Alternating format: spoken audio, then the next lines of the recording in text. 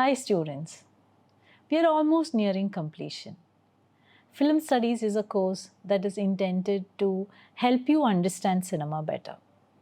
Trying to contextualize cinema, trying to look at different paradigms, trying to understand cinema using different frameworks, theoretical frameworks, giving you a glimpse into how cinema can be studied in different ways.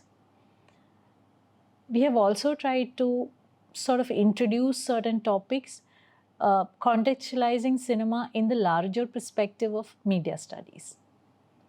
We have tried to put cinema within creative industries, especially in recent times, since it is important to look at cinema from the media studies perspective as well. I hope you did get some idea of how cinema can be studied, or why cinema should be studied in a more in-depth manner. So, welcome to Module 4, Unit 5. Today we're going to look at another interesting and emerging area of film studies, film philosophy. If you just do a Google search, you would come across this journal by University of Edinburgh Film School, which is actually titled Film Philosophy. So this unit will try to look at cinema and try to philosophize cinema, try to understand the philosophies that can be embedded in a film. And why is it so important to study cinema and the philosophy behind it? Do you remember the film Ima Ao? It's a Malayalam movie. It's a very interesting film actually. It talks about death. It actually is a very good film to be understood, to be studied using this perspective. How does this cinema bring in, how does this cinema address the question of death? The film actually is not just about death. It is actually a film that tries to philosophize death. It helps you to sort of question some of the foundational, ideas about death. It tries to visualize those ideas about death. Sometimes it's very humorous, sometimes it's extremely poignant and serious. But throughout the film, there is a philosophy underlying that talks about death. Sort of prods into the different dimensions of death. If you have not watched it, please go and watch the movie. And use the lens of philosophy to understand the film better. There are several films. I think the most recent Malayalam film, Nanpagal Nerathu Mayakkam, is another film which will ask you to philosophize. The philosophy, sort of hidden in the film is extremely fascinating. Can you think of other films like this? There are a lot of films you can actually use this lens of philosophy. If you are somebody who is into reading a lot of philosophy, you will be able to use some of those texts to unravel the philosophy within a film. Why do you think we need to philosophize films? There is a reason why I keep saying that we should probably do this exercise of trying to understand the underlying philosophy.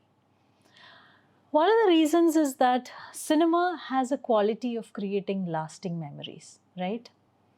Using visuals, using characters, it's got this way of creating long-lasting memories. When I mention a film, when I mention the name of a film, you probably can immediately think of a visual that reminds you of something. It's a memory that is with you. You've carried it with you. It remains with you for a very, very long time. Sometimes you never forget it. So that makes it easier, or it makes it important. So if you have carried a memory with you, a memory of a film, of a scene, of a character with you, then it is definitely something that is impacting your life. So if you have been carrying such memories of films with you, it will have some kind of a role to play in shaping who you are. So it is possible that you are also incorporating some of those ideas, uh, you know, into your life, that the ideas that that particular narrative conveyed to you. So let me say that once again. So every cinematic narrative, we have already said, would have an ideology embedded in it. And this ideology is sort of expressed through visuals, through characters, through situations, through moments. And these moments, these visuals, sometimes stay with the viewer forever. Now, here it becomes important then that you also learn to understand this ideology behind the film. You also learn to philosophize them, because these films then becomes, sort of philosophical thought experiments. It becomes part of, there is a philosophy that is underlying these narratives. So one needs to ask these questions of who is the narrator? What are the perspectives? Now, we also know that camera creates an illusion, and all of those things we have already said. So, just casually absorbing a scene or an image or a character and taking it, sort of using those ideas or incorporating those ideas into your worldview would not be very good. Since films have such a huge role to play in shaping the sensibilities of an individual through its ideologies, its subliminal messages, it is also important that one starts understanding the philosophy behind this. One starts looking at the philosophy of such films. So now we need to look at films more closely and try to philosophize them. Since the films also have some kind of an emotional engagement with the characters, it becomes difficult if you are just a casual film viewer. So one has to be a little more invested in theoretical positions, understanding of philosophies and philosophical positions, so that you can do a better job at understanding these films better. What are the questions that you can ask? Some casually going through films, what are the questions, philosophical questions that you can probably ask, or the film tries to ask in these films? The filmmaker may deliberately put those questions there, or the filmmaker may have, sort of presented an idea and forgotten about it, but the philosophical question remains embedded in that film. What are the kind of questions that films usually ask? I think a very common one is like, what is right and wrong, right? Very simple question. Films keep reminding you, especially films which have characters, very powerful characters, who make difficult choices in life. Such characters ask you, these questions, like what is right and wrong? It's a very philosophical question, and there is no right or wrong answer to it. So you can probably use, some ideas from or some philosophers to understand this question and sort of find how the film addresses these questions. It's a very ethical question. Or you can even ask questions about, ethical questions about who are you? like the subjectivity of an individual, right? Now, I'm reminded of this very interesting film called The Ship of Theseus. So, Ship of Theseus is directed by Anand Gandhi. And the film talks about existential questions, actually, about who is an individual, what is the subjectivity of this person? How is the self defined as against the corporeality of a person, the body of a person? So there's this character who dies, and the organs are donated to different people. So film actually talks about these different people, their lives, and then we see all of them come together at a death anniversary of this person who had donated the body parts. Now the big question here is, who is this person? Who are these people? How are they connected? It's a very difficult question. But the film tries to philosophize on this question of the self and tries to not find answers, but tries to sort of present before us these questions. Now, in these times of the artificial intelligence and chatbots and, like robots and all of that, this question becomes all the more relevant. Who is the individual? Who is this I? Who is the subject? The film Matrix is always used in this context. There's a lot of studies on the philosophy of cinema using the Matrix as an example, because it raises, it raises a lot of questions of this kind.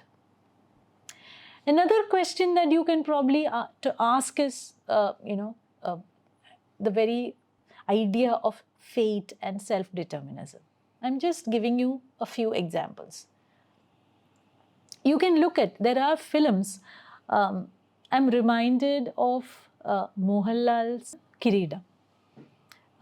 It's a film, it's a classic, it's a film that has been critically renowned, appreciated by everyone. The film actually talks about this fate and self-determinism.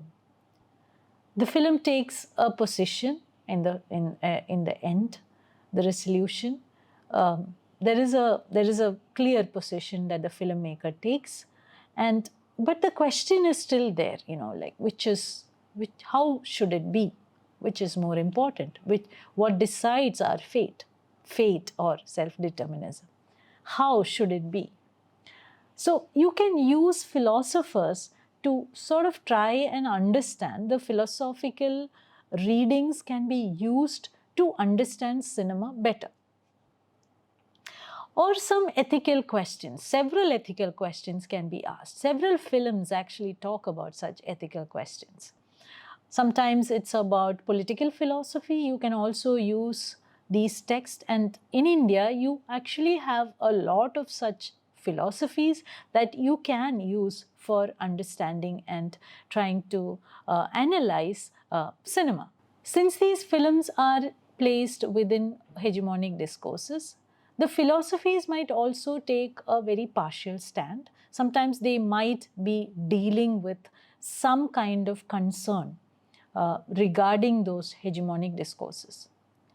So I was thinking of films like Queen, which talks about a female protagonist who decides on freedom and choosing freedom over marriage, choosing a life where she gets to travel, she gets to make her own decisions. This is a film which is very interestingly placed, especially with regards to feminism. It's a film that talks about independence and everything. It's a film that can also be looked at using the lens of philosophical ideas.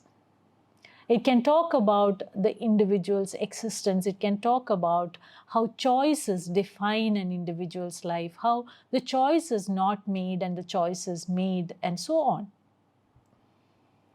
Every film that you watch, you probably can. Every film would have, especially films that have, an impact on the audience, can always be studied from these perspectives.